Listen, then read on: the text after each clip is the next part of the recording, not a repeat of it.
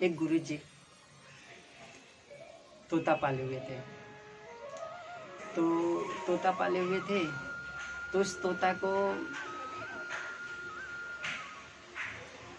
गुरुजी को तोते को सिखाए थे, मंत्र सिखा के रखा था कि शिकारी आता है, दाना डालता है, जाल फैलाता है, जाल में नहीं फंसना चाहिए। शिकारी आता है, दाना डालता है, जाल फैलाता है, जाल में नहीं फंसना चाहिए। इस तरह करके गुरुजी ने उस तोते को सिखा दिया था। तोते ने सीख भी लिया था और तोता बोलता भी था कि शिकारी आता है, दाना डालता है, जाल फैलाता है, जाल में नहीं फंसना चाहिए। इस तरह गुरुजी ने तोते को सिखा दिया था।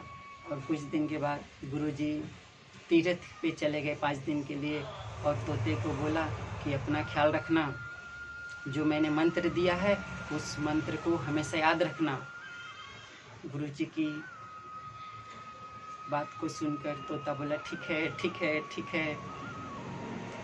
फिर गुरुजी चले गए तीर्थ में और गुरुजी के जाते ही दूसरे दिन एक शिकारी आया और दाना डाला, जाल फैलाया और तोता देख रहा था। तो तोता जैसे ही देखा कि दाना पड़ा है, जाके वो दाने को खाया और दाना को खाने के बाद उसके ऊपर जाल पड़ गई और जाल में फंस गया। और फंसने के बाद शिकारी उसको जाल में बांध कर लेके जाने लगा, कंधे पे रख के। फिर भी तोता एक ही चीज़ बोलता है, शिकारी आता है, दाना डालता है, जाल फैलाता है, जाल में नहीं फंसना चाहिए।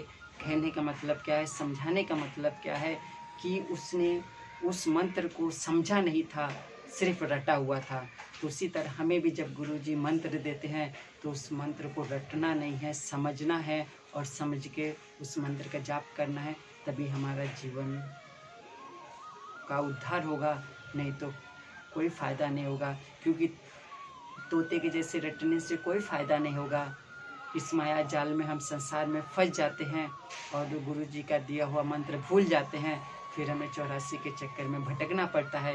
इसलिए 84 के चक्कर में ना भटकना पड़े, 84 के चक्कर से जल्दी से मुक्त हो जाना पड़े, इसलिए हमें गुरुजी के मंत्र को अच्छे से अभ्यास करना चाहिए, ना कि तोते हुए कि जैसे रट के मोह जाल में फंसना चाहिए।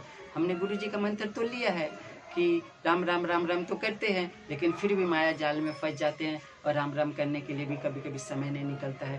तो ऐसी गलती मत कीजिए, गुरु मंत्र लीजिए और गुरु मंत्र का जाप करिए और जीवन को सफल बनाइए, तभी हमारा जीवन सार्थक है।